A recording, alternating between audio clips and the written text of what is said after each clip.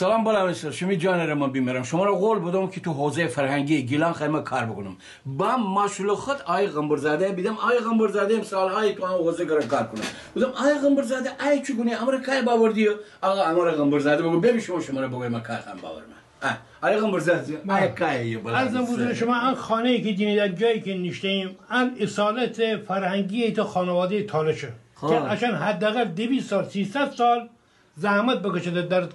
چوپانی دامداری ان حاصل زحمت های اوشانه.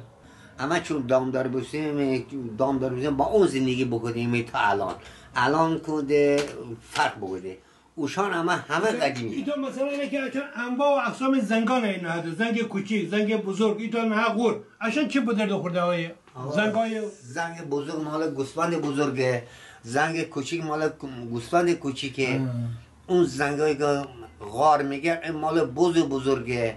مال بزرگ ابجی جان ابجی از مرفنه ابجی تو بگو از صندوق مرا یاد 100 سال پیش دگفت از صندوق میگو چند سالشینه صندوق 100 بی انی دونم شما چی دوگدی برنج دوگدی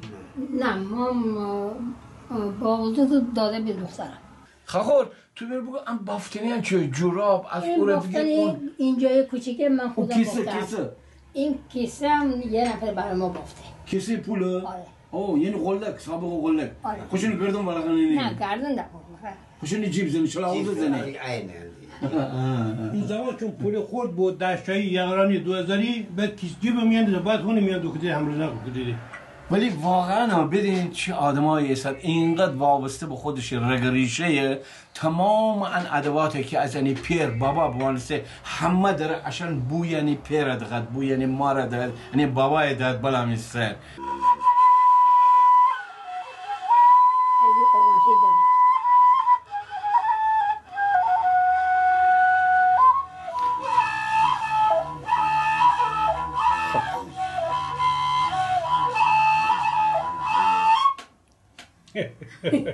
اما از اوچم خانم خوب خیلی گنده نه خیلی گنده نه خوب نه حد نداره اصلا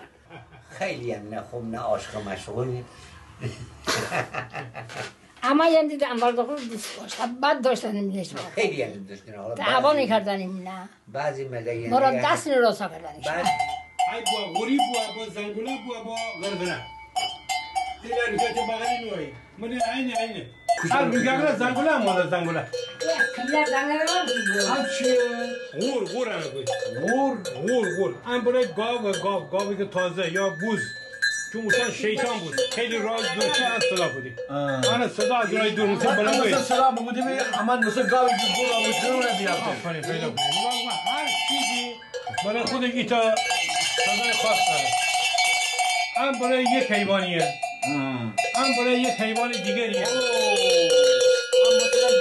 بله گاوشونه چون گاو و بوز درختان جور شو بوز گم آبه باز صدای زنگ بیشتر بوده گوسفندان چون دوروبر زیاد دوره نوه زنگان فرق کنه غرغره مال اوشن بچهانه